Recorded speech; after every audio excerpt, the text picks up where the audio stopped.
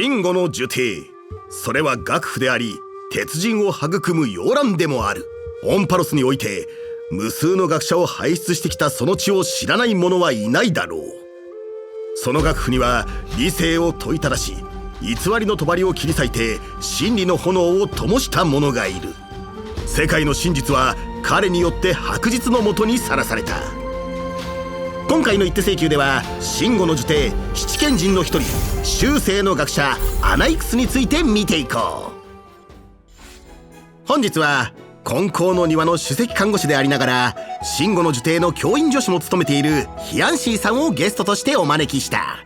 本来ならレディに対し帽子を脱いで敬意を表すべきだが、本日は少々特別な状況で。こんにちは。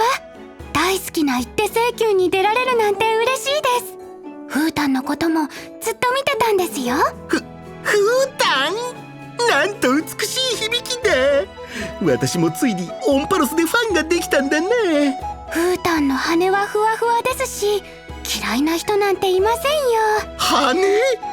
その言葉は聞きたくないな。まさかヒアンシーさんも羽を？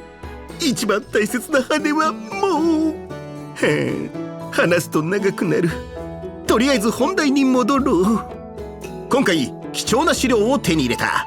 アナイクス先生の教育スタイルについて早速見ていこう。アナイクスは知恵の運命を歩む風属性のキャラクターだ。学問に真面目で心優しい彼だが、必要があれば拳で教えてくれることもあるだろう。通常攻撃では敵単体に風属性ダメージを与える。奇跡流浪の記号の効果により通常攻撃は追加で EP を回復する。戦闘スキルでは指定した敵単体に風属性ダメージを与え、さらにランダムな敵単体に複数回の風属性ダメージを与える。そのダメージはスキルの攻撃を受けていない敵を優先してバウンドするぞ。またフィールド上の敵が多ければ多いほどスキルによるダメージは高くなるんだ。アナイクスのことをただの学者だと思っていたが、まさかこんな手だれだったとは。先生は実践と考察によって真の知識が得られると考えてるんです。理屈攻めということだな。はい、先生は風のように相手を説得しちゃうんです。アナイクスの攻撃が敵に1回命中するたびにターゲットにランダムで弱点属性を1つ付与するぞ。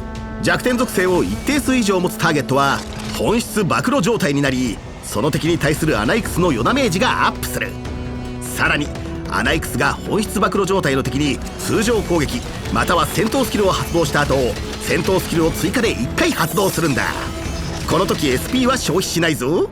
注目すべきは奇跡流浪の記号の効果によりターンが回ってきた時、フィールドに本質暴露状態の敵がいない場合 EP を回復するところだな。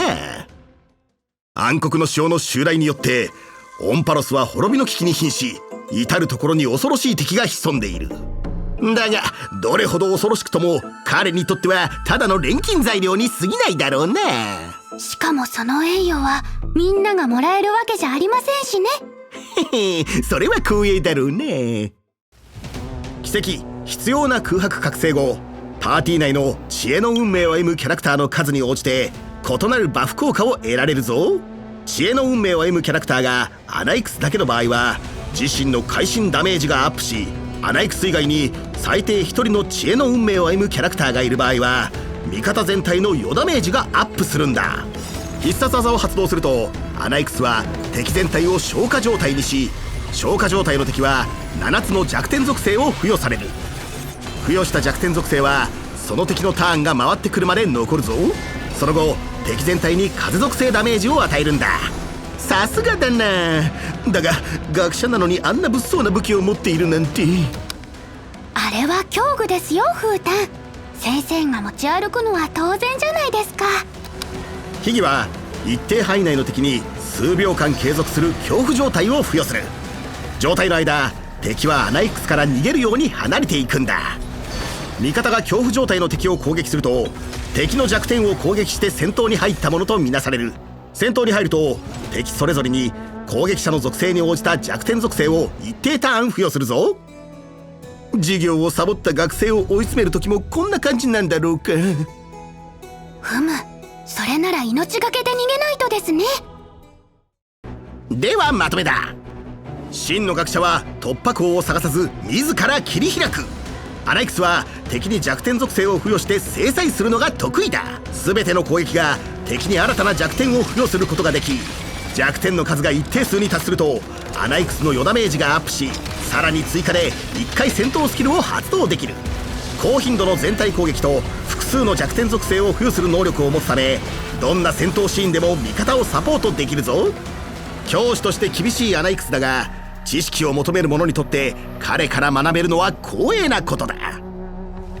さあ早速学生が集まってきたぞ。アナイクス先生はどんな試験問題を用意したのだろうね。豪華な試験官たちの中には宇宙に名を馳せる天下無双で最も偉大な女性の姿も混ざっている。これで出題傾向がはっきりしたね。この唯一無二で真の大天才である彼女の解読をいかに早く累積させるかがポイントになるだろう。それでは続いてアナイクス先生による実演を見てみるとしよう。戦闘突入。敵に先手を取られるも敵にはすでに一定層の解読が付与されている。だがまだ足りない。そこでアナイクスが動く。必殺技を発動し敵全体を消化状態に。敵は7つの弱点属性を付与されると同時に本質暴露状態に入った。アナイクスは容赦なく本質暴露状態の敵に通常攻撃、さらに戦闘スキルを食らわせる。一連の攻撃によって敵に解読を多数付与した。これでこの後天才クラブ所属の美の女神の攻撃がさらに強力になるぞ。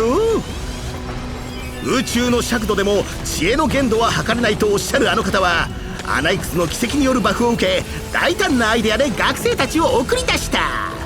それでも彼らは諦めず追試を申し込んだ。試験官たちはそれを快く受け入れる。まだ弱点が残っているため本質暴露状態が継続しているぞ。アナイクスが戦闘スキルを放つとテンプの効果が発動し追加で戦闘スキルが発動。これで宇宙を股にかける全知全能で唯一の真の天才であるあの方の解読の総数が一気にたまったんだ。解読が42層に達すると偉大な絶世の美女が再び大胆なアイデアを思いついた。宇宙の真理は解明されたが学生たちは試験官からの質問攻めに完全敗北。キンコンカンコン、試験終了、答案回収。そうだ、実は不本意ながらお願いがあって、ヒヤンシーさんは女帝で医師をしていると聞いたのだが、私の抜け毛を治療していただけないだろうか。どうしたんですか？君たちの信託のおかげでね。思考の素材は数十万人が笑うバニの思考が私の頭を指してたなんて。大丈夫です。何せ受帝の人たちは研究で頭を使いすぎちゃうので、抜け毛なんてよくあることなんですよ。賢さゆえの抜け毛か。この薬で治ります。もしかしてアナイクスも？ああ。